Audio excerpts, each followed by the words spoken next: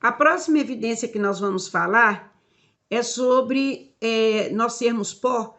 O judeu, ele enterra de pé. Ele não enterra deitado na horizontal como nós ocidentais. Eles enterram ele de pé, porque eles acreditam que quando tocar as trombetas de Deus, eles vão sair, né, de pé para comparecer na presença do Filho do Homem. E nós somos pó plantados para a glória do Senhor. Salmo 92 diz que nós somos como a palmeira florescerá o justo, plantado nos átrios da casa do Senhor. Então nós somos plantados ali em solo fértil. A verdade é tanta que somos pó, que Deus ele vem através da sua palavra. Palavra é a pá que lavra a terra que somos nós, abre sulcos e lança as sementes, que são as palavras, né? A palavra que Deus nos dá, ele abre sulcos e lança a semente. E a parábola da semente, ela nos conta o seguinte, que ali a semente é enterrada, passa noite, passa dia, ninguém vê, ninguém está olhando o que acontece, mas está acontecendo uma mudança ali naquela semente. Conosco também é assim. Nós estávamos falando sobre mudanças, né? As árvores com raízes muito profundas, elas não temem o vento. Pode vir o vento que vier, a palmeira é assim, ela enverga, mas ela não quebra. É muito comum você ver palmeiras plantadas perto do mar e vem aqueles furacões muito fortes, ela enverga, vai quase no chão, mas ela não quebra porque as raízes são profundas, né? Como a palmeira florescerá o justo, Salmo 90, de número 92. Então, ali na parábola da semente, que está registrada em Marcos, no capítulo de número 4, fala acerca do judeu ele ser enterrado. Ele é enterrado de pé, como uma semente, para crescer, né, ali para o Senhor. Amém? Eles são enterrados de pé para a glória de Deus. E eles chamam o cemitério de Campo Santo. Eles não chamam de cemitério, eles chamam Campo Santo. É tanto que uma pessoa comum, gentios, não enterram em cemitério israelita. Só enterram lá os judeus, porque eles entendem que aquele campo é deles, é um campo santo, que eles compram, né, na terra por onde eles vão migrar, eles estão migrando, eles compram e fazem o seu cemitério. Então, é muito comum você ver cemitérios israelitas em vários lugares do mundo, porque ali só enterram os judeus. Nós somos lavrados pela palavra, a pá que lavra, é a palavra de Deus, e a água é o Espírito Santo. Se nós somos sementes, somos plantados. Uma vez a água da vida, que é a água que é o Senhor Jesus, ela vem sobre a nossa vida, nós vamos frutificar. Se nós somos uma terra fértil, uma terra boa, nós vamos produzir copiosos frutos. Nós vamos crescer e vamos dar frutos dignos de arrependimento. Por isso que falou, produzir, Jesus disse, né, a sua palavra, e também João Batista, arrependei-vos, porque está próximo o reino dos céus.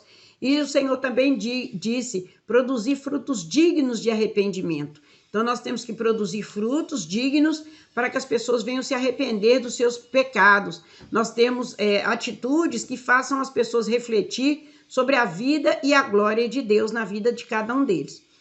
Quando as pessoas pecam, fazem o que é mal e ele tem nele a semente, você pode observar que pessoas que conheceram o Senhor e que têm a semente de Deus e se desviam e apostatam da fé, porque tem o desviado e tem o apostatado. Às vezes tem aquela pessoa que se afasta da igreja, mas Jesus não se afastou dele, ele continua orando, às vezes em casa, às vezes por motivo de trabalho e tantas outras coisas mais. Mas existe o que apostata, aquele que renega, aquele que rejeita tudo aquilo que ele aprendeu e ele não quer mais ser um cristão, então ele ignora e ele vai viver a vida dele. Então ele começa a produzir ações, mas as ações dele são ruins. Ele começa a produzir cardos e abrolhos, porque a terra se torna árida, infrutífera. São as ervas daninhas. Um dia o Senhor falou comigo, todo mundo produz. Se você é uma terra boa, você vai produzir frutos dignos de arrependimento. Se você é uma terra ruim, infrutífera, árida, né, sem nutrientes, que não nutre com jejum, não nutre com oração, não nutre com a palavra, você vai produzir obras terríveis, obras malignas, obras infrutíferas das trevas. Então, isso prova que nós somos terra, porque por isso é que existe a palavra, uma pá que lavra a terra que somos nós para ser lançada a semente, e uma vez a semente lançada, nós vamos começar a produzir a 30, a 60 e 100 por 1. A Bíblia fala que Isaac plantou em Gênesis que o Isaac plantou no deserto e colheu a 100 por um. Quer dizer, nenhuma semente que Isaac plantou no deserto falhou. Ele plantou no deserto e colheu a 100 por um. Tudo que ele plantou, a terra produziu, porque a terra era boa.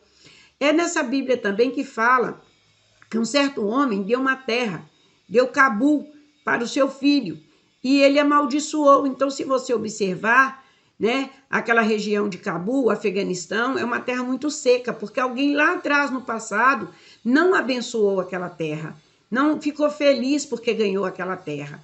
Então, isso é muito importante. Quando você ganhar uma bênção, lembra de abençoar alguém. Gálatas, capítulo 6, versículo 6. Lembra de repartir com quem te abençoou a sua bênção, né? Se você foi numa igreja, foi abençoado, lembra de levar lá a sua oferta. Se o seu pastor te abençoou, lembra de abençoar o seu pastor também que te abençoou, levar o dízimo lá quando você se formar.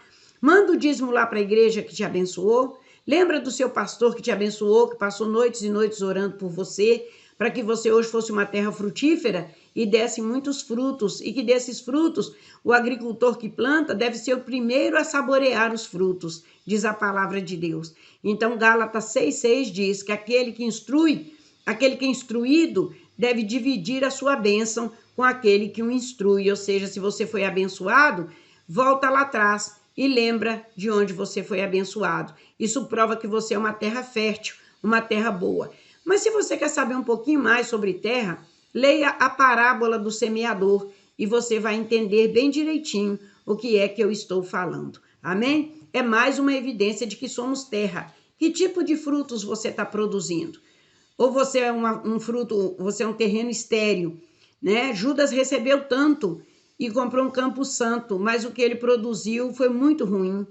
O que ele produziu foi horrível, né? Ele produziu suicídio, ele produziu uma morte terrível, uma morte cruenta, uma morte sangrenta, né? Porque a Bíblia fala que ele partiu ao meio. Quando ele pulou, ele se partiu ao meio e as entranhas dele se derramaram. Está lá no capítulo 1 do livro de Atos. Antes de Jesus morrer, ele morreu primeiro. Ele entregou Jesus, mas quem morreu primeiro foi ele, porque quando ele viu Jesus sendo crucificado, né? Quando ele viu Jesus sendo escarnecido, esbofeteado e sofrendo na mão daqueles homens que ele entregou, o remorso foi tão grande que ele saiu e foi se suicidar. E ele se amarrou ao meio e pulou no abismo. E quando ele pulou no abismo, ele rompeu pelo meio. E quando ele rompeu pelo meio, as suas entranhas se derramaram. Então ele não produziu nenhum fruto. E você vai dizer, por que isso está na Bíblia? Né? Situações que estão na Bíblia de pessoas infrutíferas, como o Figelo, né? Como Filemon, né? Ele plantou o que era ruim, Diótrefes. Ele também plantou o que era mal, Ananias e Safira também plantou, Himeneu e Fileto. Agora lembrei os nomes, né? Tropecei aí na palavra. Himeneu e Fileto, a Bíblia fala que a linguagem deles era muito ruim, corroía igual câncer, né? Paulo falava e eles vinham atrás, destruindo tudo que Paulo e Timóteo plantavam, porque a palavra deles era muito ruim, era ácida, né? Então a palavra de Deus fala que corroía, como corrói o câncer. Então são exemplos que nem deveriam estar na Bíblia. Mas estão por quê? Porque Deus ensina a gente como fazer, mas ele ensina também o que a gente não deve fazer. Nós aprendemos o que não se deve fazer. E aprendemos com essas pessoas, Datã, Abirão, né, Coré, que fizeram que era mal com Moisés, falaram mal, destruíram a obra de Moisés, não é verdade? Então ali eles desceram para o abismo, as profundezas do abismo, vivo. Eles não morreram, eles desceram para o inferno vivo, porque Deus se aborreceu com eles. Himeneu e Fileto, que tinha essa linguagem que corroía como câncer, né? Diótrefes, que ele era terrível, ele impedia as pessoas de serem abençoadas. Os fariseus, que não era abençoado e nem deixava as pessoas que queriam ser, não é verdade? Ananias e Safira, que tentou impedir a obra de Deus no começo da igreja primitiva. E Judas, né? Iscariotes, que foi aquele que traiu Jesus. Porque tem outros Judas, mas de Iscariotes, né? Ou seja, filho de Queriote. Ele era filho de Queriote, onde Elias passou muitos séculos antes, para você ver que às vezes a pessoa é nascida num lugar e não tem nada a ver com a índole dela, né? Elias passou em Queriote e deu frutos através da viúva, dignos de arrependimento. E Judas era do mesmo lugar, ele era nascido em Queriote, por isso que o nome dele é Judas Iscariotes, e isso significa filho, né? Por isso que diz Israel, ou seja, filhos de Deus. Israel significa isso, filhos de Deus, né? Is significa filhos, filho. Então Judas era filho de Queriote, natural de Queriote. E, no entanto, o fruto dele foi terrível. Ele não produziu fruto digno de arrependimento. A terra era árida, era ruim, era fértil. Não a que ele nasceu, mas a que ele se tornou. Então, a índole dele era má. E ele produziu ervas daninhas. Ele produziu o que era mal na presença de Deus.